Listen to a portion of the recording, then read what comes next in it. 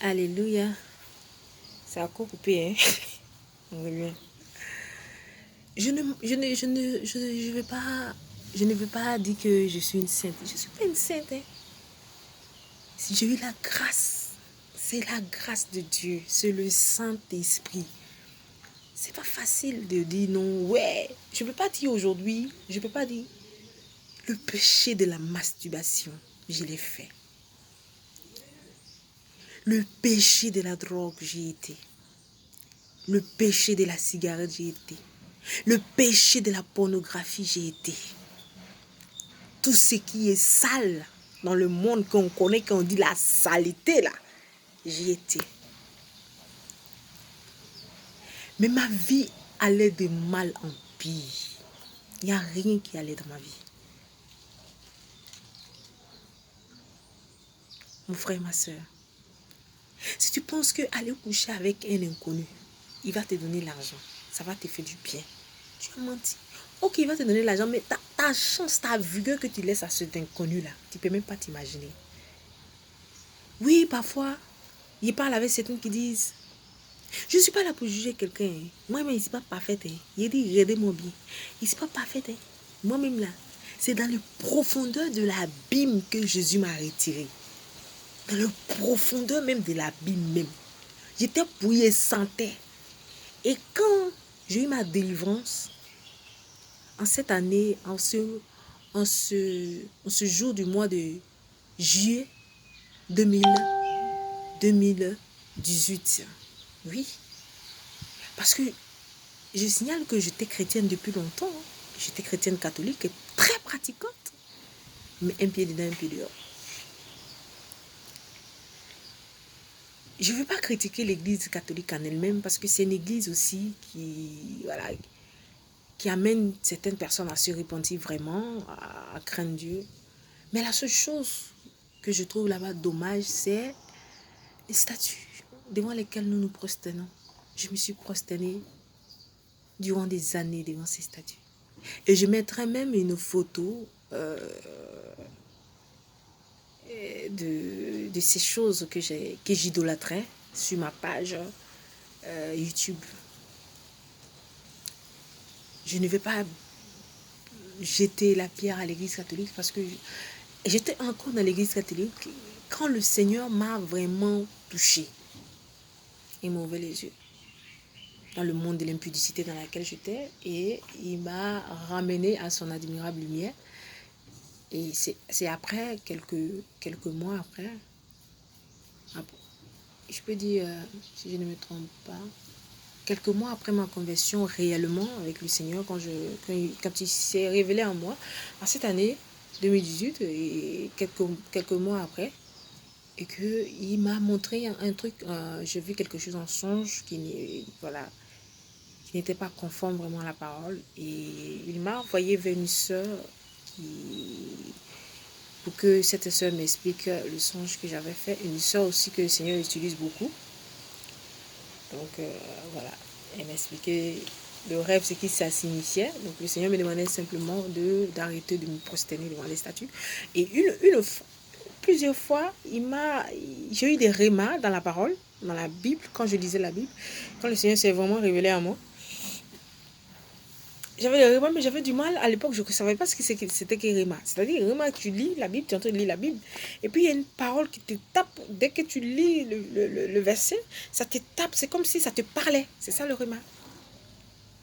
Que j'ai appris aussi à travers les hommes de Dieu que je bénis, j'ai appris ce que c'est que le réma.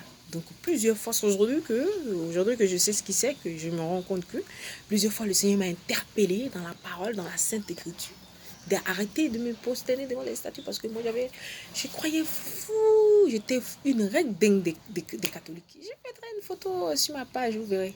J'avais tous les chapelets, tous les statues, tous les photos des saints. Alléluia. Béni le Seigneur. Ah, j'ai eu du mal à être assise là où je suis assise là, à parler de Dieu là. C'est l'apôtre Pierre dit, il lutte, il fait violence. C'est sa chair. Parce que la chair n'aime pas quand on parle de Jésus. La chair n'aime pas Jésus. Parce que le diable se sert de la chair. Amen. Le diable s'essaie de la chair.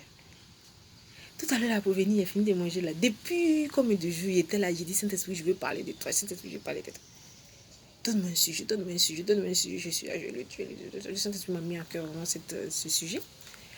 Et là, je finis de manger tout à l'heure. Je veux venir faire ma vidéo. Je la flemme comme ça. Je me couche.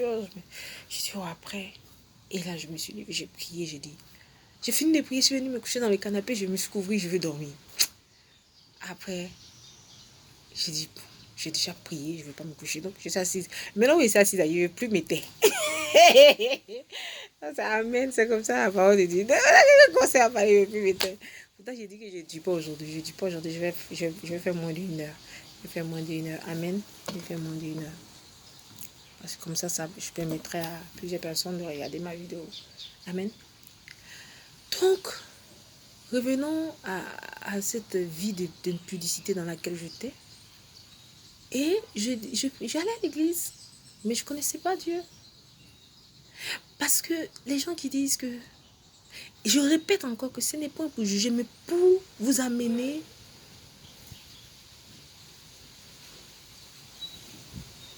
Pour vous amener à vraiment chercher la face du Seigneur, Jésus.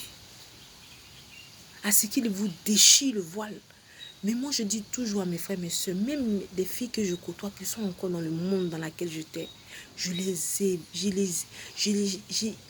dis toujours, implorez le Seigneur. Il faut que vous dites au Seigneur que dans la vie dans laquelle vous êtes là, ça ne vous plaît pas. Mais si tu es dans l'impudicité, si tu es dans le fait de Djanjouya, que toi-même là même, tu te sens à l'aise, tu te vois en Beyoncé même dans Djanjouya. Tu te vois en Rihanna dans Djanjouya, tu te vois en Naomi Campbell dans Djanjouya, mais Dieu te laisse devant. Mais quand toi-même, là, tu t'en vas même coucher avec quelqu'un, mais puis tu te sens sale, et puis tu pleures, tu arrives chez toi, tu pleures de tout ton être, puis tu dis, Seigneur, sors-moi de cette vie. Papa, je veux travailler. Et puis toi-même, tu fais violence sur toi. Et puis tu t'en chercher de travail. Mais aujourd'hui, on n'aime pas, on aime la facilité. Aujourd'hui, tout le monde veut la facilité. Moi-même ici dedans, tout le monde veut la facilité. Mais moi, je dis toujours que si c'était à refaire, si on pouvait tourner tournevis comme ça, aller derrière, moi j'allais garder ma virginité jusqu'au mariage. Il n'y a rien de tel que d'appartenir à un seul homme. Parce que vous savez le combat que moi j'ai eu pour enlever tous ces hommes avec qui j'ai couché dans ma tête, avant que je puisse me connecter vraiment sur mon conjoint aujourd'hui, que je sois posée tranquille. Le combat que j'ai eu, si ce n'est la grâce du Saint-Esprit, les attaques, les maris de nuit, les femmes de nuit, tous les sortes. Mais il continue, hein. Il continue parce que être chrétien, c'est un combat à vie. Tant que tu vis, tu vas combattre. Être chrétien. Parce que les gens, il y a 2 mondes. Les gens ne savent pas qu'il y a 2 mondes.